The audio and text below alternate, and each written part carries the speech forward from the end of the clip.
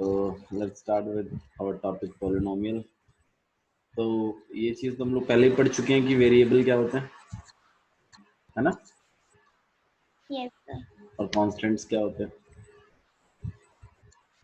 Variable क्या होते हैं डिम्पल? तो वेरिएबल होते हैं अल्फाबेटिकल, मतलब एक्स हाँ वाई जी, जेड। जिनकी जिनकी वैल्यू इज नॉट फिक्स्ड, है ना? जिनकी वैल्यू फिक्स यस नहीं होती उसे तो वेरिएबल कहते हैं। जैसे कि अगर मैं आपसे पूछूं what is the value of x, x की वैल्यू कितनी है, तो आप बोलोगे depend upon the question.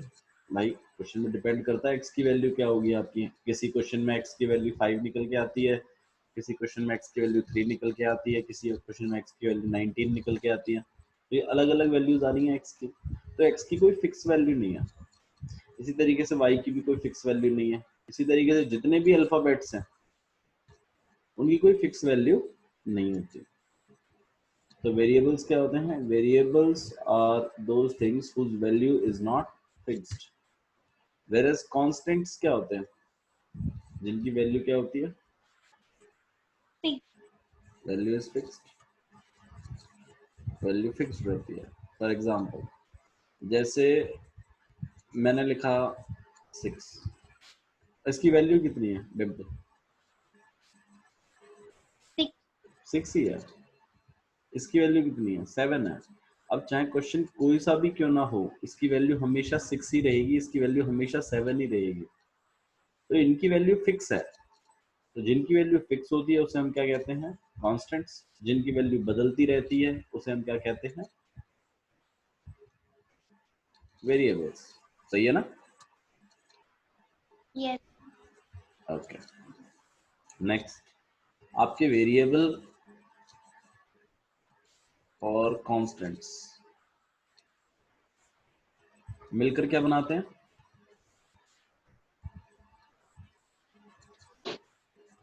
Terms बनाते हैं।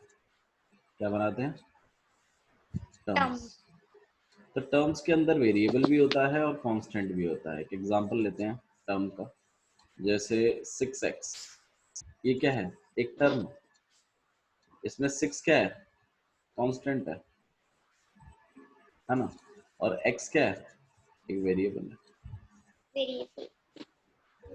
तो कांस्टेंट और वेरिएबल कंबाइन हुए एक टर्म बन गई, राइट? अच्छा जी, यस सर। अगर इस तरीके से है तो 7xy इस तरीके से, तो क्या ये एक टर्म है? हाँ जी, ये भी एक टर्म है। इसमें ये तो कांस्टेंट है और ये जो बाकी के दो हैं ये क्या है? Variables, right?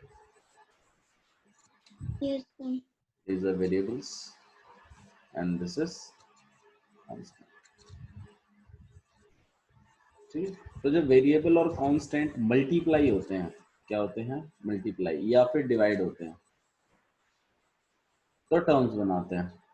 अच्छा, अब अगर मान लीजिए इस तरीके से है 7x प्लस में 8y, तो यहाँ पर दो टर्म्स हैं। एक टर्म ये है, एक टर्म ये है। तो टर्म्स जो होती हैं वो दूसरी टर्म से, एक टर्म दूसरी टर्म से प्लस या फिर माइनस से सेपरेट होती है ना? अब अगर मैं आपसे पूछने लगूं कि डिम्पल यहाँ पे कितनी टर्म है, तो आप मुझे क्या बताओगे? कितनी टर्म है यहाँ पर? 2 टर्म्स। 2 टर्म्स है। एक टर्म्स ये है, एक टर्म ये है। अच्छा, अगर यहाँ पूछने लगूं तो 7x इंटू में 5y, कितने टर्म है यहाँ पे? सॉल्व करना पड़ेगा। अभी 2। सॉल्व हो सकता है ना? नहीं नहीं, अभी नहीं, तुरंत नहीं बताना। अगर आप सबसे पहले इसको आपको मैक्सिमम सॉल्व करना है जितना आप कर सकते हो। तो आइए सॉल्व करके देखते हैं अगर सॉल्व हो सकता है तो। अच्छा, 7x और 5y मल्टीप्लाई हो सकते हैं? Yes sir. बिल्कुल हो सकते हैं। 7 5 जा 35 और एक्स वाई कितना हो गया? X Y. हाँ जी, कितनी टर्म्स हैं? 1। देखिए टर्म है तो ऐसे ही रैंडमली नहीं बता देना कि कितने टर्म है। पहली बात। दूसरी चीज देखो, बीच में मल्टीप्लाई था तो वैसे भी ये दो टर्म अलग अलग नहीं है, ये एक ही टर्म मानी जाएगी। अच्छा जी, इसमें बताना डिम्पल कितनी है। 3x इंटू में 6y प्लस में 7z, कितनी टर्म्स है डिम्पल यहाँ पे? 3 6 30xy plus 7 2। 18xy हो जाएगा और यहाँ पे 7z रहेगा, तो कितनी टर्म्स हो गई? 2। सही बात है। 2। हाँ जी, तो इस तरीके से आपको थोड़ा स्मार्टली काम करना है। तो जो समझने की बात थी वो यहाँ पर यही थी कि वेरिएबल क्या होता है और कांस्टेंट क्या होता है।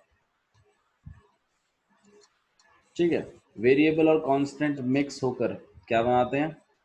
टर्म्स बनाते हैं। टर्म बनाते हैं, और एक टर्म दूसरी टर्म से प्लस या फिर माइनस से सेपरेट होती है। प्लस या फिर माइनस अलग अलग मानी जाती हैं, वरना मल्टीप्लाई से तो सेम ही होती हैं। अच्छा जी, जब बहुत सारी टर्म कंबाइन होती है ना, एक या फिर और टर्म्स कंबाइन होती हैं, टर्म्स क्या बनाती हैं? टर्म्स बनाती हैं, ध्यान रखिएगा इस बात को, टर्म्स बनाती हैं एल्जेब्रिक एक्सप्रेशन। क्या बनाती हैं? Algebraic expression. यहां तक आपको समझ में आना चाहिए। पहले टर्म्स क्या बनाती हैं आपके लिए? Algebraic expression. ठीक है, फॉर एग्जाम्पल जैसे मैं आपके सामने लिख रहा हूँ, जैसे 6x प्लस में 7y। हाँ जी, ये पूरा का पूरा क्या है?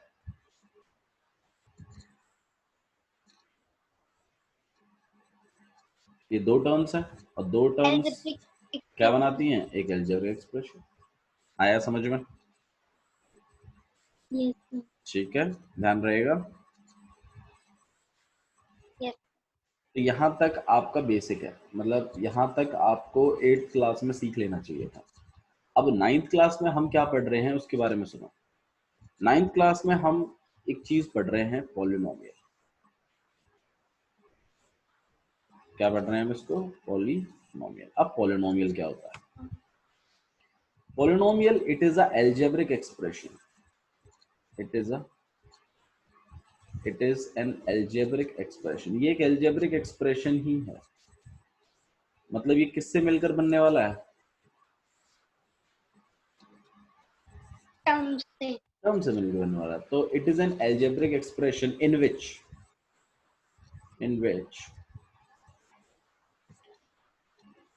the power of in which the power of variable in which the power of variable should be a whole number, should be a whole number। क्या मतलब है इसका? ये एक एल्जेब्रिक एक्सप्रेशन है। पॉलिनोमियल क्या होते हैं? एल्जेब्रिक एक्सप्रेशन होते हैं। पॉलिनोमियल क्या है? एल्जेब्रिक एक्सप्रेशन है, जिसमें वेरिएबल की जो पावर होती है, ये देखो जैसे मैंने यहाँ पे लिखा 7x प्लस में 3x की पावर 3। इट इज एन ये एक एल्जेब्रिक एक्सप्रेशन है कि नहीं? पहले आप मुझे बताओ, एल्जेब्रिक एक्सप्रेशन है नहीं? है ना? दो टर्म से मिलकर बन रहा है, एल्जेब्रिक एक्सप्रेशन है। तो ये एक एल्जेब्रिक एक्सप्रेशन होता है जिसमें power of the variable, variable की पावर। अच्छा, इस वेरिएबल की पावर कितनी है? इस x की पावर कितनी है? 1 1 है। इसके ऊपर पावर देखो, 1 है ना? इस x की पावर 1 है, और इस x की पावर कितनी है? 3। तो एक ऐसा एल्जेब्रिक एक्सप्रेशन जिसमें वेरिएबलों की पावर हमेशा क्या होगी? होल नंबर होगी, इज कॉल्ड पॉलीनोमियल।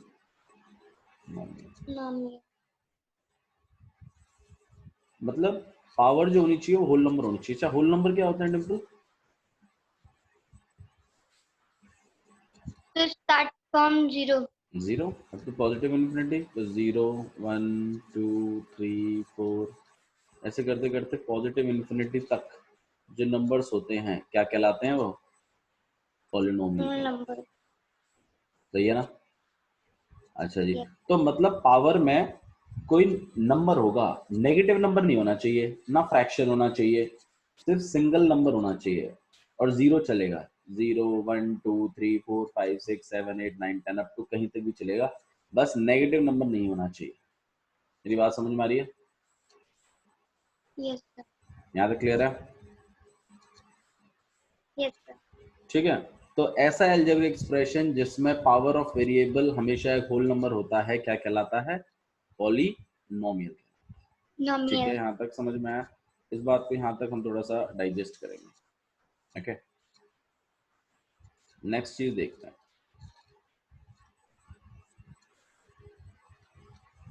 हम जो चीज पढ़ने वाले हैं, हम क्या पढ़ने वाले हैं? देखो, पॉलिनोमियल को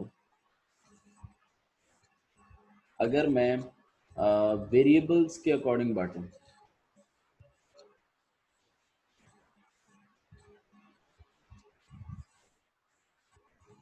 वेरिएबल्स के आधार पर बांटूं,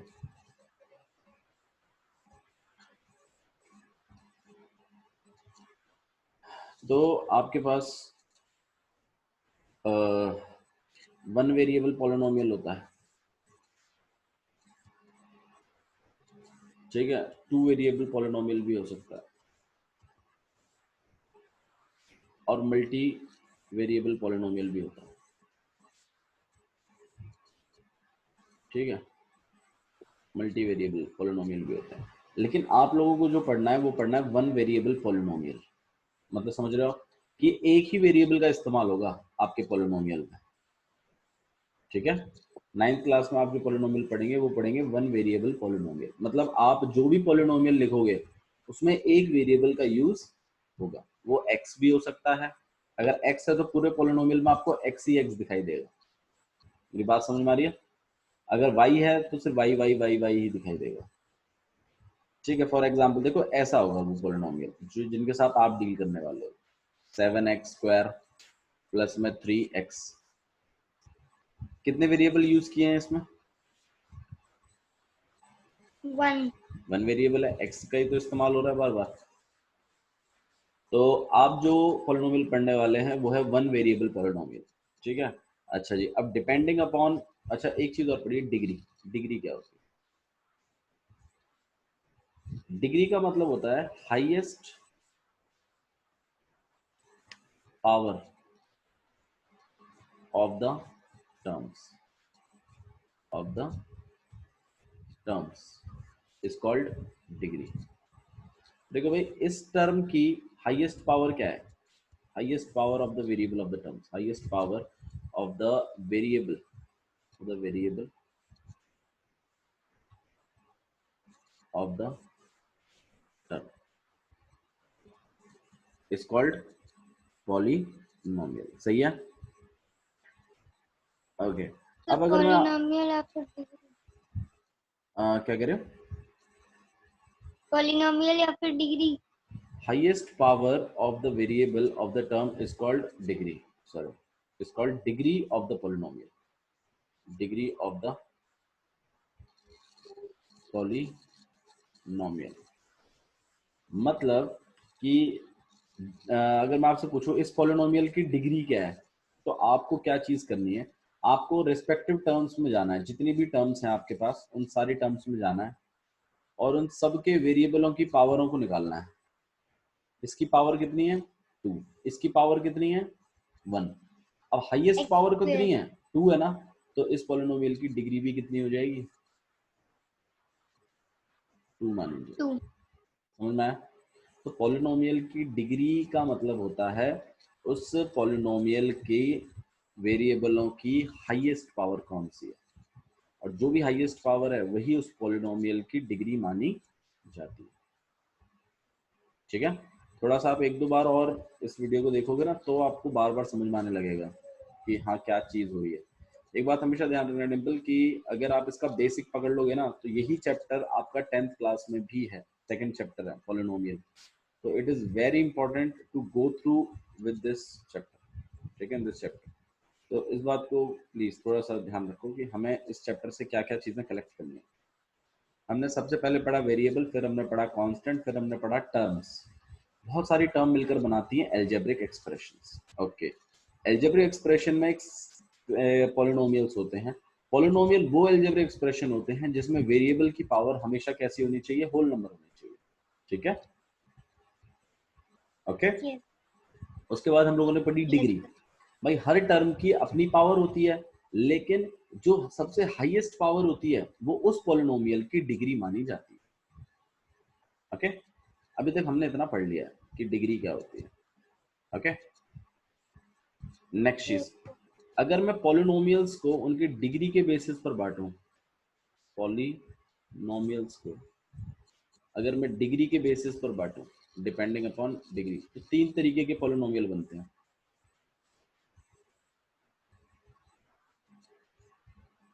ठीक है। सबसे पहला है लीनियर पॉलिनोमियल, लीनियर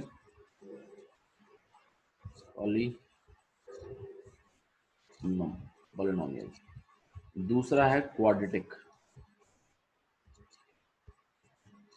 और तीसरा है क्यूबिक पॉलिनोमियल, ठीक है। पॉलिनोमियल हटा देते हैं, ये सभी पॉलिनोमियल है, लीनियर पॉलिनोमियल, क्वाड्रेटिक पॉलिनोमियल और क्यूबिक पॉलिनोमियल। कब? जब हम डिग्री के बेसिस पर बांटते हैं। किन के बेसिस पर बांटेंगे हम लोग? डिग्री के। लीनियर पॉलिनोमियल क्या होता है? लीनियर पॉलिनोमियल देखिए, लीनियर पॉलिनोमियल का मतलब होता है जिसकी डिग्री 1 होती है। क्वाड्रेटिक का मतलब क्या होता है? जिसकी डिग्री हाईएस्ट पावर 2 होती है। क्यूबिक क्या होता है? जिसकी डिग्री या हाईएस्ट पावर 3 होती है। इसका एग्जांपल देखिए, 7x प्लस में 8। हाँ भाई, इस टर्म की पावर कितनी है? 1। इस टर्म की पावर कितनी है? आप बोलोगे इसमें तो वेरिएबल है ही नहीं। वेरिएबल नहीं होता तो बाबू 0 होती है पावर, ठीक है। हाँ जी, हाईएस्ट डिग्री कितनी है? 1 है ना। तो ये लीनियर पॉलिनोमियल है। क्या है ये? एक लीनियर polynomial. आया समझ में? Yes, sir. ओके, क्वाड्रेटिक देखते हैं। जैसे इस तरीके से होगा 7x² प्लस में 8x। ये क्या है? एक क्वाड्रेटिक पॉलिनोमियल है। क्यों? इसकी हाईएस्ट डिग्री देख लो कितनी है? 2. 2 है। अच्छा जी, नेक्स्ट, 8x³ प्लस में 3। इसकी डिग्री कितनी है? 3। इसकी डिग्री कितनी है? 0। हाईएस्ट डिग्री कितनी है? 3। तो ये एक क्यूबिक पॉलिनोमियल है। क्लियर हुआ? Yes, sir. ठीक है। तो पॉलिनोमियल आपके पास तीन तरीके के होते हैं। सबसे पहला है लीनियर, दूसरा है क्वाड्रेटिक और तीसरा है cubic. Cubic. Okay, cubic polynomial मतलब क्या होता है?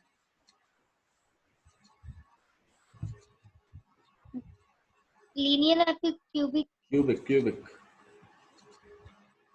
तो डिग्री 3. डिग्री 3 होती है, वो होता है cubic polynomial. Highest very power. Nice, ठीक है। आप हम highest power of the term. Okay, अब नंबर ऑफ टर्म्स के बेसिस पर भी हम लोग पॉलिनोमियल को बांटते हैं। नंबर ऑफ टर्म्स मतलब कितनी टर्म्स आ रही हैं उस पॉलिनोमियल में। हम पॉलिनोमियल को कैटेगरीज में बांटते हैं। सबसे पहला होता है मोनोमियल। मोनोमियल। दूसरा होता है बाइनोमियल, ये आपने पढ़ा भी होगा छोटी क्लासेस में। तीसरा होता है ट्राइनोमियल,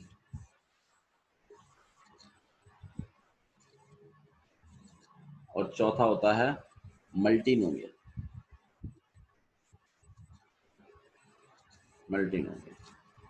ओके, सबसे पहला कौन सा होता है? मोनोमियल। मोनोमियल. मोनोमियल का मतलब होता है number of terms. Number of terms, कितनी होंगी? सिर्फ 1 होगी। मोनो, मोनो का मतलब क्या होता है? 1। बाय, बाय का मतलब क्या होता है? 2। 2 नंबर ऑफ टर्म्स 2 होनी चाहिए। ट्राइनोमियल का मतलब क्या होता है? नंबर ऑफ टर्म्स 3 3 होनी चाहिए। और मल्टी का मतलब नंबर ऑफ टर्म्स 4 और मोर, 4 या 4 से ज्यादा।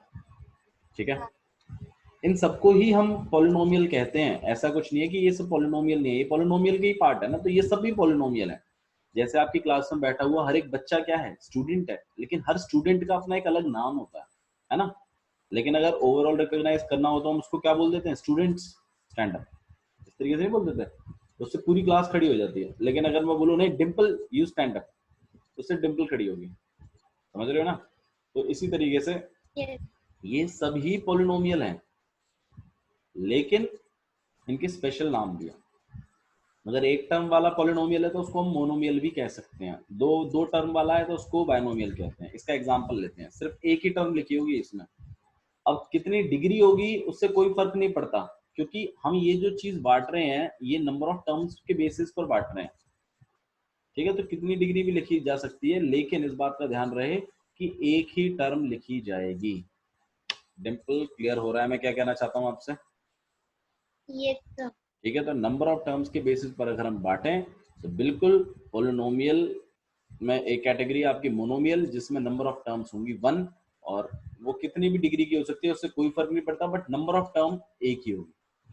बायनोमियल में 2 टर्म्स का इस्तेमाल होगा। देखिए एक एग्जांपल, जैसे 7x³ प्लस में 8x, ये कितनी टर्म्स हैं? 2 हैं, तो इसको बायनोमियल कहते हैं। ट्राइनोमियल में 3 टर्म्स का इस्तेमाल होगा।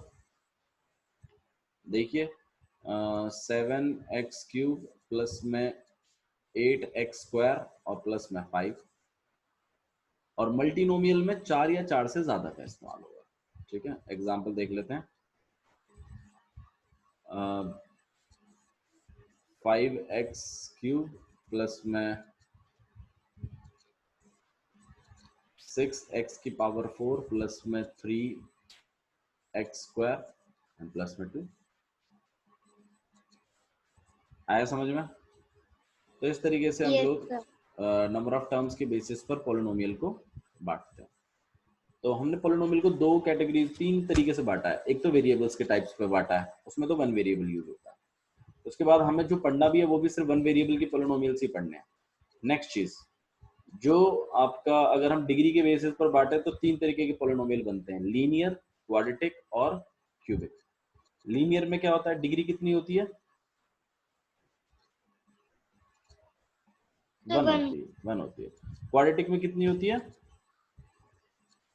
2 2 होती है, और क्यूबिक में 3 होती है। सही है। 3 और अगर नंबर ऑफ टर्म्स के बेसिस पर बांटे कि कितनी टर्म्स आ सकती हैं एक पॉलिनोमियल में, तो अलग अलग तरीके के पॉलिनोमियल होते हैं। अगर 1 टर्म वाला पॉलिनोमियल है तो उसको मोनोमियल कहते हैं, अगर 2 टर्म्स वाला है तो उसको बायनोमियल कहते हैं, अगर 3 टर्म्स वाला है तो उसको ट्राइनोमियल कहते हैं, और अगर उससे भी ज्यादा का है तो हम उसको मल्टीनोमियल कहते हैं। सही है ना? yes sir यहां तक समझ में आया आपको? yes sir ओके, तो बस इस बात को आपको ध्यान रखना है कि ये चीज क्या होती है। ठीक है, ओके। एक चीज और,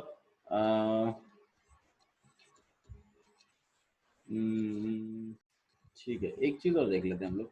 फॉर एग्जाम्पल जैसे मान लीजिए, एक चीज और समझ लो, अगर सिर्फ 0 लिखा हुआ है तो सर ये कौन सा पॉलिनोमियल है? मतलब अगर 7 लिखा होता तो हम इसको मोनोमियल कह देते कि एक टर्म है। 7 भी तो एक टर्म ही है, इसकी इसकी डिग्री कितनी है? 0 है। ठीक है, लेकिन अगर सिर्फ 0 ही लिखा हुआ है तो, अगर सिर्फ 0 लिखा हुआ है तो इसको हम स्पेशल नाम से बुलाते हैं जीरो पॉलिनोमियल। Zero polynomial. ठीक है, तो इस बात को ध्यान रखना है आपको कि इसको हम जीरो पॉलिनोमियल कहते हैं।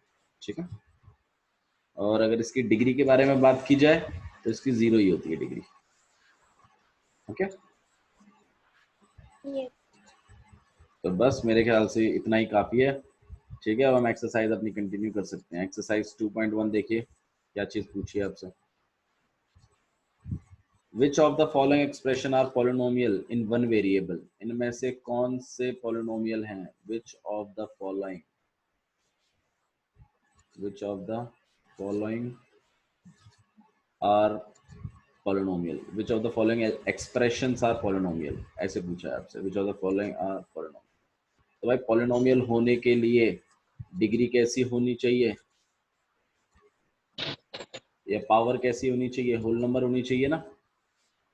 ठीक है, Yes, sir. तो आइए देख लेते हैं क्या ये पॉलिनोमियल है कि नहीं है।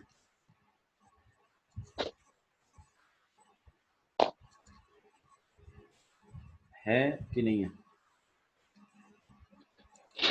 Sir है। बिल्कुल है, यस। और रीजन क्या देंगे आप? Because power of the variable are whole numbers. Power कैसी है? होल नंबर्स हैं, इसलिए ये है। अच्छा जी, ये है वाई स्क्वायर प्लस में अंडर रूट 2। Sir नहीं है। क्यों?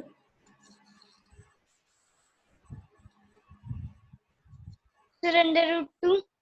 तो ये तो कांस्टेंट है ना, ये कोई वेरिएबल के ऊपर थोड़ी पावर लगा रखी है मैंने। वेरिएबलों के ऊपर पावर देखो, वाई के ऊपर कितनी पावर है? 2। यहाँ तो वेरिएबल है ही नहीं, तो पावर कितनी होगी? 0 ही तो होगी वेरिएबल की। ठीक है Yes, ना? sir. तो भाई ये पॉलिनोमियल है, बिल्कुल है। नेक्स्ट, इसके बारे में क्या ख्याल है? 3√2 प्लस में t√2। Sir इसमें तो 0 ही है पावर। इसमें तो नहीं, इसमें 0 कहाँ है? इसके ऊपर पावर कितनी है? अंडर रूट का मतलब क्या होता है? अंडर रूट एक्स का मतलब क्या होता था? एक्स की पावर 1/2 नहीं होता था? इसमें वेरिएबल कौन है? 3√t में वेरिएबल कहाँ है? t है ना वेरिएबल। Yes, sir. टी के ऊपर अंडर रूट लगा हुआ है, इसका मतलब टी के ऊपर क्या पावर रही होगी? 1/2। 1/2। अच्छा जी, यहाँ तो टी के ऊपर नहीं है कुछ भी, जहाँ कुछ नहीं होता वहां 1 तो होता ही है। और अंडर रूट 2 तो कांस्टेंट है, ये तो कांस्टेंट है ना। हाँ जी, पावर्स को चेक करिए। टी की पावर 1/2, क्या 1/2 होल नंबर होता है? नहीं सर। नहीं होता, तो ये पॉलिनोमियल नहीं नहीं आया ना समझ में आपको? सर, ये बस यहाँ पे कुछ। हम्म, आपको ये पूछना है यहाँ क्यों नहीं हुआ? यहाँ वाई स्क्वायर है हाँ प्लस पर में। सर यहाँ पे भी ये √2 कांस्टेंट है। हाँ, तो मैं उसकी तो बात ही नहीं कर रहा, ये तो कांस्टेंट है, इससे तो कोई फर्क पड़ेगा ही नहीं। इससे पड़ेगा बस, टी के ऊपर कुछ नहीं है तो 1 तो है ही। तो आप वेरिएबल की पावर चेक करो ना बस खाली। आप इस कांस्टेंट को देख के क्यों प्रॉब्लमेटिक हो रहे हो? और यहाँ तो अंडर रूट लिखा ही हुआ है टी के ऊपर ही, यहाँ तो वेरिएबल की पावर ही अंडर रूट है, तो उसको 1/2 कहते हैं अंडर रूट को। तो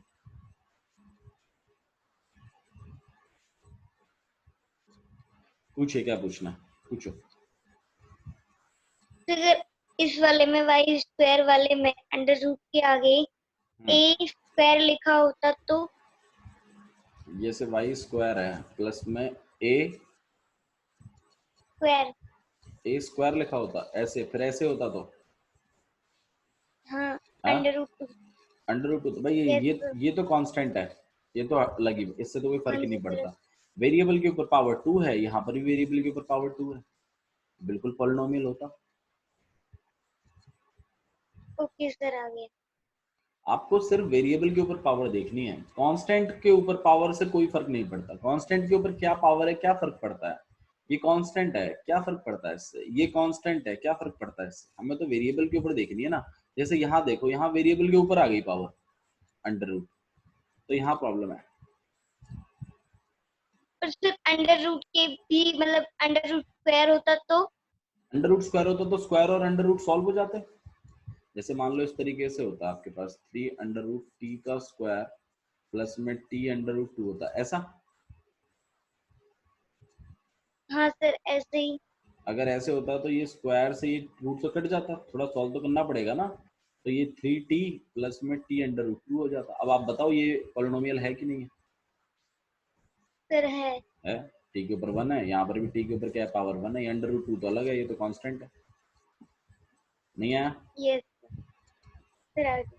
थोड़ा थोड़ा समझ में आ रहा है? अच्छा जी, इसको देखो, y प्लस में 2 अपॉन में y, क्या ये पॉलिनोमियल है? आइए चेक करते हैं इसको। भाई ये तो y है, इसका तो कंफर्मेशन है, ये तो 1 है।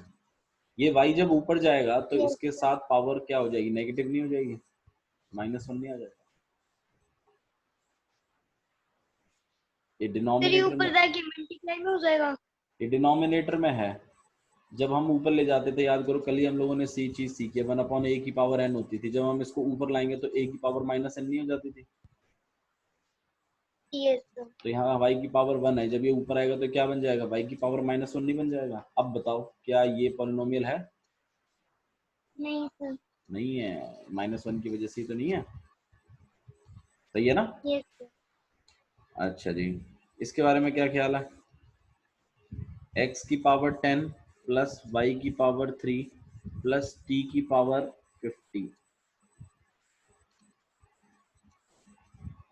t की सर है। पावर, ये है पॉलिनोमियल। ठीक है, इधर 10 है, 3 है और 50 है। लेकिन ये पॉलिनोमियल इन वन वेरिएबल नहीं है, क्योंकि यहाँ 3 वेरिएबल्स का यूज हुआ है, x y और t। Yes sir. वो आप पीछे देखिएगा, मेरे ख्याल से ये पॉलिनोमियल तो है। Okay, okay. ठीक है। तो बस इसी चीज को आपको ध्यान रखना है। मैं चाहता हूँ आप क्वेश्चन नंबर 2 खुद से ट्राई करें। ठीक है, आप क्वेश्चन नंबर 2 ट्राई करें, क्वेश्चन नंबर 4 ट्राई करें और क्वेश्चन नंबर 5 ट्राई करें खुद से। सेकंड, फोर्थ और fifth, this is the homework. Yes sir. ठीक है, ट्राई करिए, जितना आपसे होता है अच्छा है, जितना नहीं होता कोई बात नहीं, we will do the questions in the next video. ठीक है, so that's all for today's. Good afternoon sir. Good